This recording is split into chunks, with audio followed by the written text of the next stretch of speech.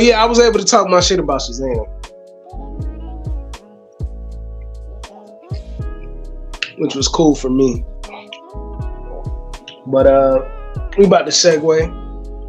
But like, you know, what y'all think about boxing right now? You know, boxing is definitely how I remember a couple years ago, people were like, yo, boxing is about to die. And I could kind of see that though. I don't think like right now, like boxing is to me, well, I'm paying attention to it. So I don't know if everybody's paying attention to it. But to me right now, like boxing is definitely marquee right now. But there was a time because like Klitschko, Vladimir Klitschko, he was the heavyweight champion for years, right? And then he fought Tyson Fury. And I was watching Tyson Fury before that fight. I was watching Tyson Fury's career all the way up, leading up to Klitschko. And at the time with the Klitschko fights, people were just saying like, you know, boxing is drowning. But then to me, like Deontay Wilder came through. And I've been a critic of Deontay Wilder. I'm continuing to be a critic of Deontay Wilder. But this man had the shining hand. What? You may have those silver feet, but I've got these gold fingers!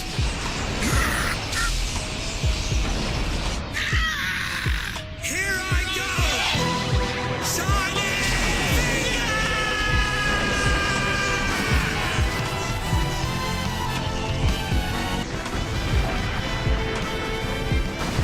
From Gundam. And he had that right shining hand from Gundam, just knocking everybody out clean. I think my favorite fight of his, not where he won, but he beat up Stavern pretty good. And then when he beat him, it was definitely with the fundamentals, with a good 1-2 in the face, bang bang, hit him with the good 1-2, and everybody knows that clip. It's one of his best knockouts, next to Dominic Brazil. When he knocked out Brazil.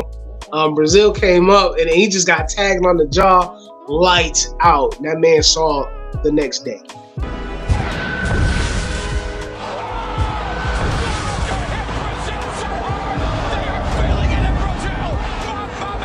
His fight with King Kong. Well, I can't remember that man's name. He's a great fighter. He was ranked number 4 within the top 10 heavyweights. I can't remember that man's name, but when he fought King Kong, that was just like a real test for him. He did knock King Kong out twice. King Kong was able to hit him, and King Kong had great combinations. I think his first fight with Tyson Fury is a history book fight. It's a history book fight. Both of those men fought like gladiators that night. You know, the second fight, I don't know how many times they fought. No, they fought 3 times. But the third fight got a lot of controversy behind that fight. So I'm not going to talk too much about that one because he talked about his outfit, and then there was like, you know, accusations of cheating and with Tyson Fury. But to me, I just felt like both of those, like all 3 of their fights are monumentous fights. And to me, I feel like he's the number 3 heavyweight of the world. Number 3. Usyk is number 1. Alexander Usyk. He's a world heavyweight champion. I think people need to know his name. Usyk, and there's Tyson Fury, and Tyson Fury picking the right fights, and he's going by the numbers to allow him to be number 2. But yeah, it's Deontay Wilder, and I say after Deontay Wilder will probably be Andy Ruiz, and then after Andy Ruiz, probably Anthony Joshua, just in the facts and numbers. But Anthony Joshua, you know, he did beat Ruiz. I'm not gonna lie. He was very sound and very fundamental in their second fight when he did fight Andy Ruiz. But I just feel like Ruiz is dangerous. I feel like Andy Ruiz's hands are dangerous. And Tyson Fury's like, yo, you need to watch out for him. Like, he's a fat boy who can fight. Yeah, I just feel like out of the skill set, Andy Ruiz, like, because AJ, he stays the same as a fighter. He did make adjustments for Andy Ruiz. He stuck to the jab. He stayed on the back foot. But the thing about him is, like, he's very rudimentary. He's very stationary. He doesn't, you know what I'm saying? He doesn't do none of the swifts and the body moves, and he doesn't stay on his foot and stay back and all of those things. So noticing those flaws, I think if he was to fight those three that I said of Deontay Wilder, Tyson Fury, or Usyk, and he already lost to Usyk twice, 3 times already? I don't know how many times they fought, but he already lost to Usyk. Yes, he lost to Usyk twice. So he already lost to Usyk. He can't. Like, that's what I really feel like. I really, unless this man transforms, because in that second fight, like, I don't know what was going on with him, but within that second fight, he should have bullied Usyk. Because to me, you know, I'm about to drop some names, but to me, Usyk is damn near perfect. Usyk to me is at a place where, like, because he's not infallible. Because he beat up when he made it to heavyweight division. He beat up Chad Witherspoon. Chad Witherspoon knew how to bow out with that fight. But he fought, and, like, he was supposed to fight Takam, and that fight ain't never happened, and I felt like Takam would have probably gave him some work. He fought Chisora, and Chisora was all around this man. Chisora was all around him. He was, like, weathering him down, but Usyk knows how to maneuver, and he knows how to get off points. I'm about to transition, but you know, before I keep talking, I'm trying to get my boxing thoughts out, and at a wonderful time right now, right? Boxing is at a wonderful time right now, where you know, all the best are scheduled to fight the best.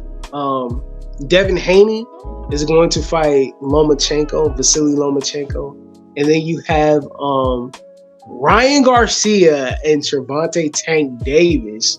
They got their fight. Now, I really feel like both of those fights, because I'm a fan of Devin Haney. I'll leave it at that. I'm a fan of Devin Haney. I am watching boxing. And the thing is, to me, and Shakur Stevenson made it into the 135 division. I do not want to skip out Shakur Stevenson. And I feel like Devin Haney should be nervous of Shakur Stevenson. I feel like Shakur Stevenson is the perfect fighter. Shakur Stevenson is the perfect fighter, and he is a threat for 135. So however else those fights are going to come through, everybody needs to be on attention for Shakur Stevenson.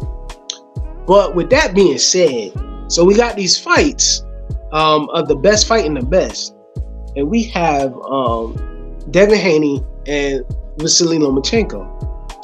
And the thing is, I feel like it's 60-40. I do to Devin Haney. I feel like he has an amazing jab. His jab is like world-renowned jab. But I feel like Vasily is going to be a problem for him because the way he shifts, he does this crazy pivot, and then when he's able to get inside, he goes to work when he's able to get inside. And then the thing is, he blinds your position side. So when you think that you about to throw one side, he gonna blind that side and then going for the next side. So he does know how to move inside. And so if he ever gets inside with Devin Haney, that's gonna be a problem for him. So I do feel like, with Vasily Lomachenko, it's good for him to take that fight. because Devin Haney isn't infallible either. I used to be last year you could have caught me and I was like, yo, he's perfect. But when he fought his last fight with JJ, I can't remember the last name, but when he fought JJ, JJ was able to put some work in him, and Vasily Lomachenko is a far better boxer than JJ was. And if JJ gave him problems, and I mean, boxing is the sport, you know what I'm saying? You got to be able to give hit and take hits.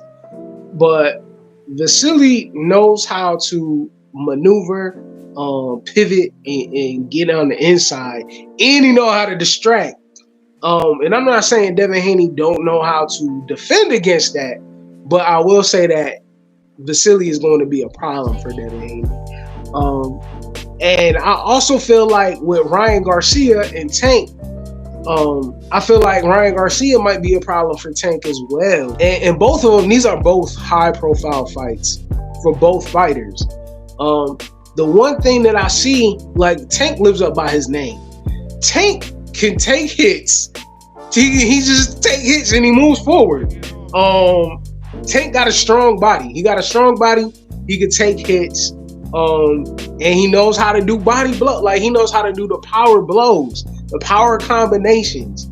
And even though Ryan is viciously fast and he's a combo king, but I just feel like Tank is way more seasoned as a fighter, to just adapt to whatever the fight is going to be. With either fight, I wouldn't put money on it. I wouldn't put money on it because that could be an upset. Because like yesterday, Joe Joyce, he's a heavyweight contender. He fought against this Chinese boxer from Jersey, Zhang.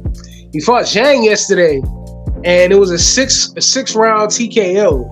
And within that TKO, are you gonna talk about movies? I'm getting there. I just gotta get my thoughts out. But with Joe Joyce, he lost by TKO. Joe Joyce has great durability. He's got a great jaw. He knows how to persist within the fight. Great stamina. And when he gets on the inside, he's good with combos. He knocked out Daniel Dubois. And everybody favored Daniel Dubois, but seeing that fight, Dubois was very wild and Joe Joyce was very seasoned. And he just took his durability and he took his sensibilities and he applied it to the fight. And so he thought that was going to happen with Zhang, and Zhang has now moved up to be a contender. Zhang just worked his jab to work on that left eye to make Joe Joyce's eye close. And my point in saying this is that if I was to put money on it, I thought Joe Joyce was going to win. I was like, yo, and I think a lot of people are scared of him, right? The heavyweights, the big heavyweights, they're not fighting Joe Joyce. Joshua not fighting Joe Joyce. Usyk ain't fighting Joe Joyce.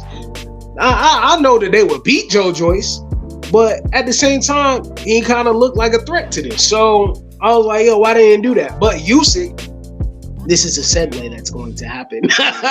But with Usyk, who I feel, Usyk and Terrence Crawford are my favorite fighters right now. Usyk, being the heavyweight champion of the world, people need to know his name. It's Alexander Usyk.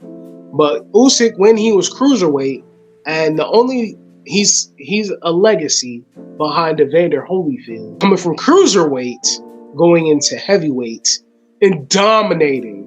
Let's get for real. They both did it. So he's a great follow-up and a great legacy after Evander Holyfield. Before, though, not his last fight, but it was Tony Bellew. He fought Tony Bellew before he went into cruiserweight. While he was at cruiserweight, he fought Tony Bellew. Tony Bellew called him out. Tony Bellew, who played Pretty Ricky Collin in the first Creed movie as the boxing antagonist before he had to go to jail, and he gave Creed a shot.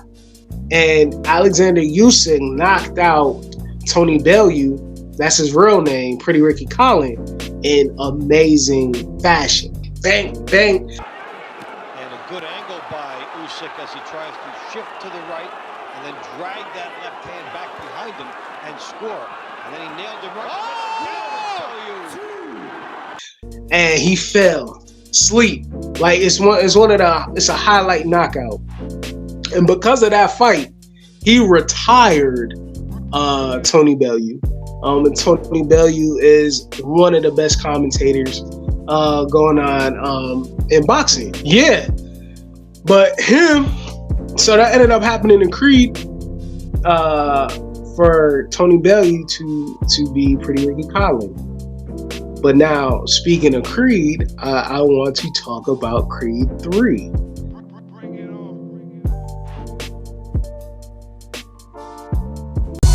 Mouth on top, Kung Fu, Bruce Lee chop, Moon rocks, go Red Sox, tryna go far like Boondocks, headshot, blunt stay hot, talking shit, gotta pull up on they block, you fraud, I'm Couchgod, know you got a tax like a state charge, safe house,